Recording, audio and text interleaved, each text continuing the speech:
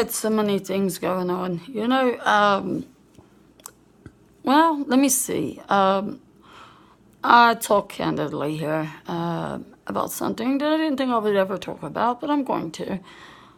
And it's not going to be a long-winded story either, because there are a lot of people out there that are in need of help, and I don't want to share too much to ruin that. But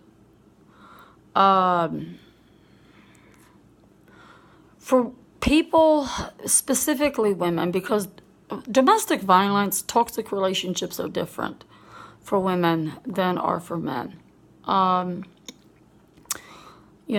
hate to say, and I swear to God, do not take it out of context when I say that it's still a man's world, but in many ways it is. I'm not hating, no offense intended. But I say that because, okay, let's take domestic violence, okay? Who usually has to go into protection, into hiding, underground? Women, we are not physiologically capable to fight a man unless you happen to be like my late sister, who was a bouncer in Germany. She could fight a man. But the average woman is not capable as such. So, yeah, it is the woman that has to go in hiding for her life, whether it was a psychological game to have her think that she would die to maintain control, or whether it was real. Either way, the risk wasn't worth it. Life's too short. But you don't hear about many men needing to go into protection from a woman. It happens. It does happen. Don't get me wrong. There are men who have had to go into witness protection, because they're at the wrong place, wrong time, witness something that they weren't meant to see, and turned out to be something related to organized crime, or something much bigger than one would anticipate, But in terms of domestic violence, most men don't have to go into hiding, rebuild their lives from a woman. No. So I'm not going to go into a lot of detail in terms of what's involved with that, because I want to keep it safe. There's a lot of people out there that perpetrate frauds, and it ruins it for people that are in legitimate need. But it's thought-provoking, I did know a woman,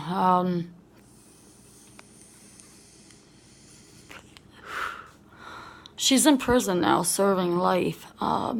She tried to have her husband and her stepson killed. She took out life insurance policy and tried to hire somebody to kill both of them to collect money. The person she hired turned out to be an undercover cop. Well, she belongs in prison, rightfully so.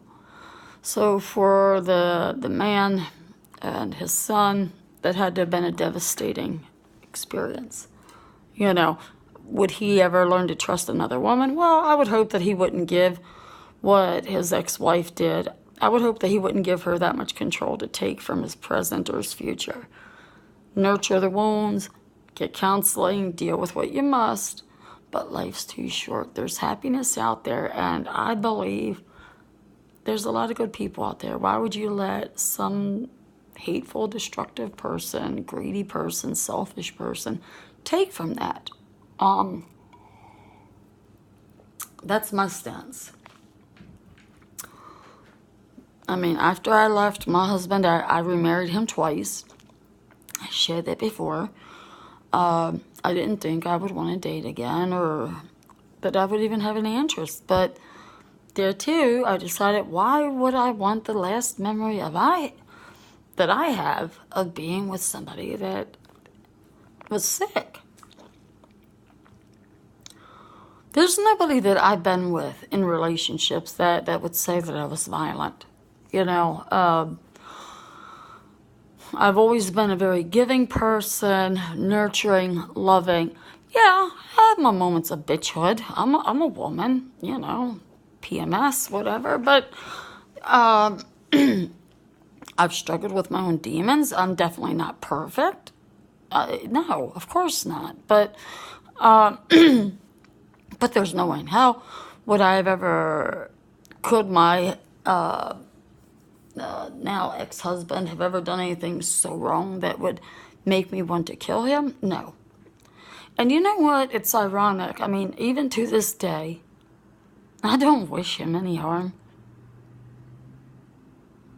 I've forgiven. I don't forget, and I'll never be so foolish to reconcile. Not even in friendship, not even in acquaintanceship, not on any level. Forgiveness is not for him, it's for me. It's about setting myself free from the resentments. Resentments take. It's an albatross. It takes from enjoying the present. It takes from building toward the future. So why would I? So yeah, I've forgiven to the best way that I know how. Do I have understanding? No. Because I look back and I think, well, there are millions, billions of people who struggle with drug addiction, alcoholism. People don't set out to kill. The average person doesn't do that. I didn't. I've done some horrible things that I'm not proud of, but so have you, the viewer. So is your mother, so is your neighbor, so have your children. That's life. But,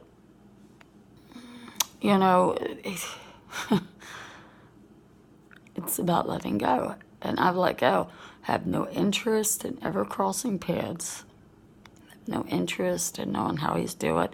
Hope he's found a place of serenity, found somebody that may have shown him something different. I doubt it. If he didn't learn how to figure out life by the age of 65, doubt he ever will. But that's not my problem. It's not my problem.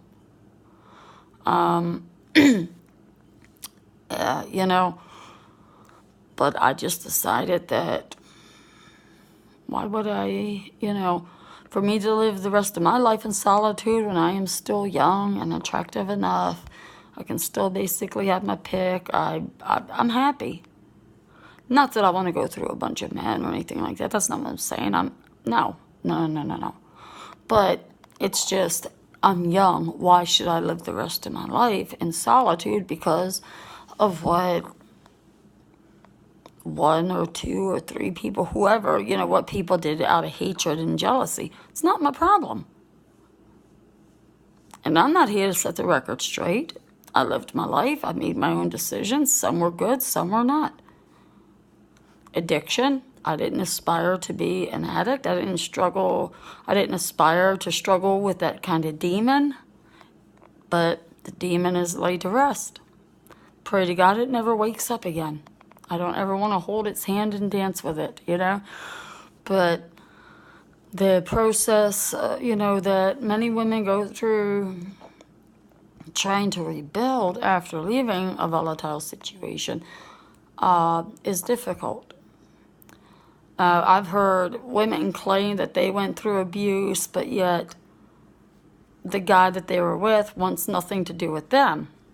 They say, well, I don't know where he's at, this and that. And it's like, something doesn't ring true about that, because in true abuse, he knows where you're at, unless you go through extreme measures, which is what I had to do. They don't let go. So, but anybody educated and familiar with the dynamic, and I'm not here to go into all that, because I believe knowledge is king in the right hands, but in the wrong hands, people abuse it and use it to their own means to manipulate and, get sympathy for something that never happened to them. And I say shame on you, because if it really happened to you, you probably wouldn't know what to do. You really wouldn't. It's a horrible life. My mother went through it. And I kind of believe, for me personally, as a child living in Germany, the precedence was set for me. I grew up, I watched my father do some horrible things to my mother, and I blocked much of it out. My memories are fragmented But I remember sitting there in the middle of the living room floor, rocking back and forth, biting my fingers frantically till they bled, trying to block out those memories and stuff, believing in the back of my mind, of course I didn't know it then. I was only, 18 months, 3 years old at most, thinking, this is what a relationship's supposed to be. This is what a marriage is supposed to be about. And I did it twice. Not out to insult or offend anybody, but I just say don't claim something that you know nothing about because,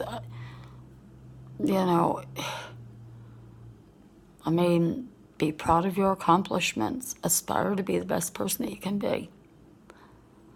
That's not the way to earn people's respect, to claim something that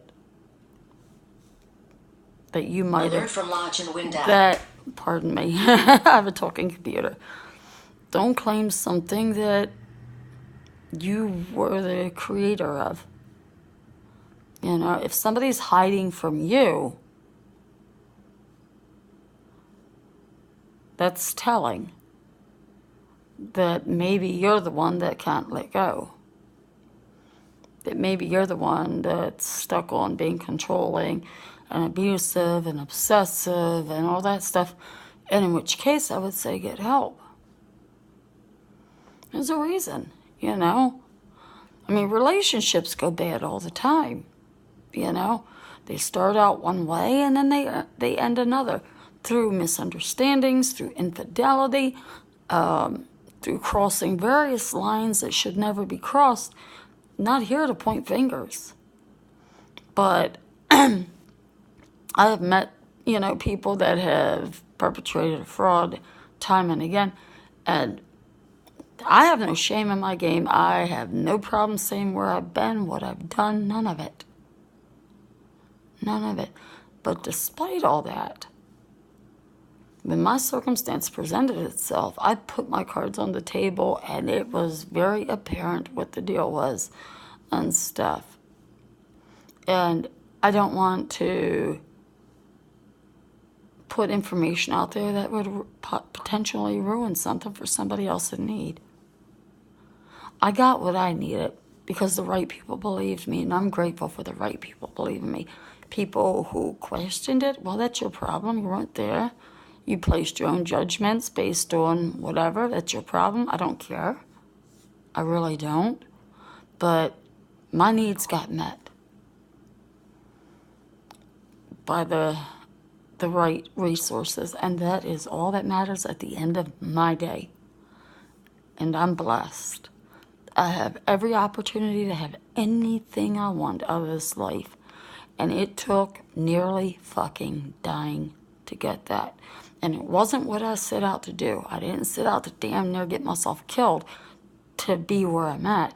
No, of course not. But I'm just grateful. I'm grateful, and I just, this comes down to the thing about crying wolf to people that perpetrate. And it's because people that perpetrate, whether it's with disability, whether it's with domestic violence, whether it is with whatever, that ruins it for people that are in legitimate circumstance. Nobody could prove my circumstance to be not legitimate, because there's no way in hell I would have gotten the help that I gotten. No way in hell. The help that I got was extraordinary, and I am thankful.